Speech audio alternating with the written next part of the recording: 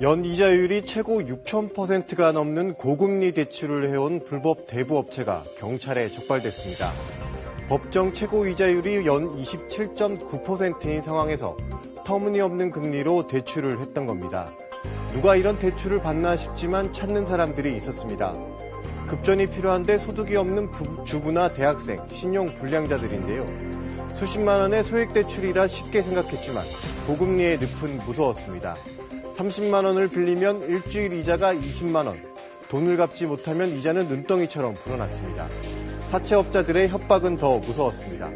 사건의 전말을 한번 따라가 보겠습니다. 경북 경산의 한 아파트입니다.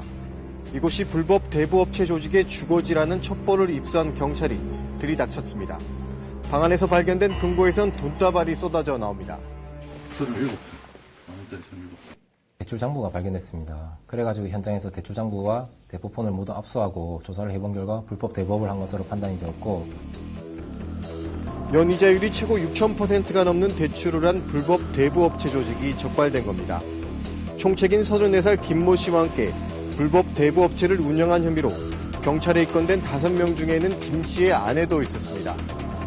김 씨의 아내가 전화로 대출 상담을 하고 조직원들이 피해자를 만나 고금리 대출을 진행하는 등 역할을 분담한 것으로 조사됐습니다. 수천만 원으로 사채업을 시작한 이들의 대출 규모는 1년 만에 10억 원대로 커졌습니다. 50대 주부 A씨도 이 사채업체를 찾았다가 고금리의 늪에 빠졌습니다. 제가 지금 신용회복 중이라가지고요. 대출이 필요해서 인터넷 검색하다가 처음에는 이익이 필요해서 문의를 드렸는데 제 신용을 알 수 없기 때문에 급전을 한 두어 번 사용을 하면 그 이력을 남겨서 대출을 해준다고 하더라고요. 터무니없는 높은 이자에도 A씨는 당장 돈이 급해 우선 일주일 동안 50만 원을 빌리기로 했습니다. 그런데 선이자 20만 원을 떼고 A씨가 받은 돈은 30만 원뿐이었습니다. 대부업체는 여기서 그치지 않았습니다. 가족관리증명서 원초본 인감증입니다. 대출할 때 가족관리증명서를 보고 가족들이 전화번호를 넣었어요. A씨의 대학생 딸의 이름과 전화번호까지 받아 적어갔습니다.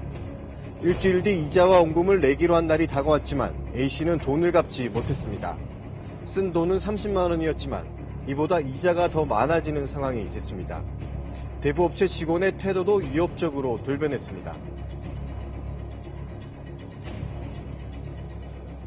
저한테 지금 가족지원을 하더라고요. 약속 안 지킨다고. 그래서 제가 전화를 안 받았더니 딸한테 전화를 받았어요.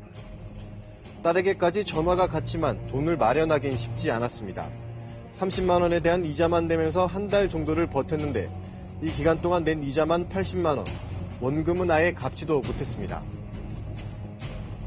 정해진 날짜와 시간에 입금이 되지 않으면 가족들을 상대로 협박을 한다든가, 그리고 또 연락이 되지 않으면 직접 찾아가서 위력을 과시할 태세로 문자를 보내기도 합니다. 이들은 주로 대학생이나 주부, 수십만 원에서 수백만 원 정도의 소액 대출이 급하게 필요한 서민들을 노렸습니다. 급전을 쓴 사람은 주로 신용불량자나 일정한 직업이 없는 아주머니들, 주부들, 그리고 대학생들이 주된 피해자입니다. 네. 대학생인 26살 비모 씨도 생활비가 필요해 이 업체를 찾았다가 낭패를 보게 됐습니다. 급하게 집에 일이 있어서 돈을 좀 알아보는 와중에 포털 사이트에 이제 대출 같은 거 검색하다가 대출이 뭐 무조건 가능하다는 식으로 나온 것이 있어서 들어가서 알게 됐어요. 처음에는 뭐 정식 업체입니다 이렇게 소개가 돼서 불법인지는 모르고 이제 들어가게 된 거죠. 200만 원이 필요하다고 하자 대부업체 직원은 집 근처 카페까지 찾아와 대출 상담을 했습니다. 되게 깔끔했어요. 되게 깔끔하고 말도 잘하고 되게 실리 있게. 그런데 전화로 상담했을 때와 달리 대출을 해준다는 돈은 턱없이 낮아졌다고 합니다. 뭐를 보고 돈을 빌리냐, 뭐 빌려주냐 이런 식으로 하면서 급전 거래를 한번 해야 된다고 하더라고요. 신용이 생길 수 있도록 자기 앞에. 그래서 처음에는 50만 원을 빌려주겠다 이렇게 했는데 막상 만나고 보니까 30만 원만 현금으로 주더라고요. B 씨에게도 선이자 20만 원을 떼고 30만 원만 건넨 겁니다. 다른 업체도 똑같이 한다. 그냥 할 거면 내가 잘 알아봐서 해줄 테니까 이번에 급전 거래를 한번 만들고 나면 아르바이트를 해 50만 원을 갚았지만 일주일 사이 또 이자가 20만 원이 불어 있었습니다. 일주일 단위로 일주일에 20만 원씩 이자고요. 네. 만약에 그게 미납이 된다고 하면 하루에 5만 원을 추가로 이자를 둬줘야겠다.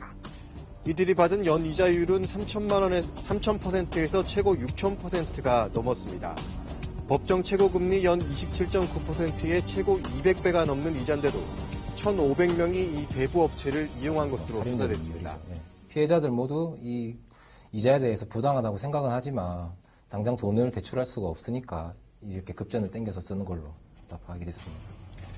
경찰은 김 씨 등이 이렇게 번 돈으로 상가 분양을 받고 고급 아파트에 거주하는 등 호화 생활을 누렸다고 밝혔습니다. 가족들까지 끌어들인 빚독촉과 협박에 피해자들은 신고할 업무도 못 냈습니다. 신고는 근데 보통 그 빌린 사람들 대부분이 자기네들 또 불법으로 빌린 건 아니까 그런 게 조금 밝히기 싫어서 안 신고하는 게 많더라고요. 저도 그래서.